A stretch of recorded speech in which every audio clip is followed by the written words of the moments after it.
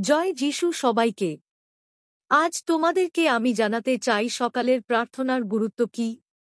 সকালে উঠেই আমাদের প্রভুর কাছে ধন্যবাদ জানানো দরকার।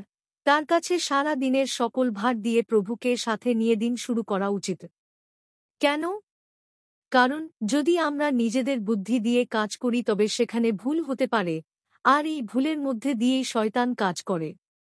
যদি আমরা দিনের শুরুতে প্রভুর কাছে নিজেদের সমর্পণ করে প্রভুর সাথে দিন শুরু করি তাহলে প্রভু আমাদের সঠিক নির্দেশ দেবেন, যেমনটা তিনি গীতসংহিতা ৩২ অধ্যায় ৮ পদে বলেছেন। আমি সদাপ্রভু তোমাকে জ্ঞান দেব, আর যে পথে যেতে হবে তা দেখিয়ে দেব। তোমাকে চোখে চোখে রেখে আমি নির্দেশ দেব। হ্যাঁ, প্রভু আমাদের নির্দেশ ও জ্ঞান দিয়ে এগিয়ে নিয়ে যাবেন। তাই প্রভুকে স্মরণ করে দিন শুরু করা উচিত। তাই আসুন প্রার্থনা করি।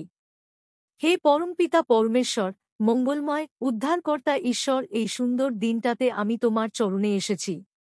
তোমায় ধন্যবাদ জানাই এই সুন্দর সকাল দেখতে দেওয়ার জন্য। ধন্যবাদ জানাই এই সুন্দর পরিবারকে সুরক্ষিত অটুট রাখার জন্য। আজ আমাকে আর আমার পরিবারকে, আমাদের সারাদিনের কাজকর্মকে, দুশ্চিন্তাকে, পরিকল্পনাকে তোমার কাছে সমর্পণ করি। আজ সারা দিন তুমি আমাদের তোমার ইচ্ছানুযায়ী চালাও। তোমার পরিকল্পনা অনুযায়ী আমাদের ইচ্ছা পূরণ হোক। তোমার ইচ্ছা আমাদের মঙ্গলের জন্য। আমাদের আজ যা খাবার দরকার তা দাও। আমাদের পরিবারে তোমার শান্তি দাও যা জগৎ দিতে পারে না।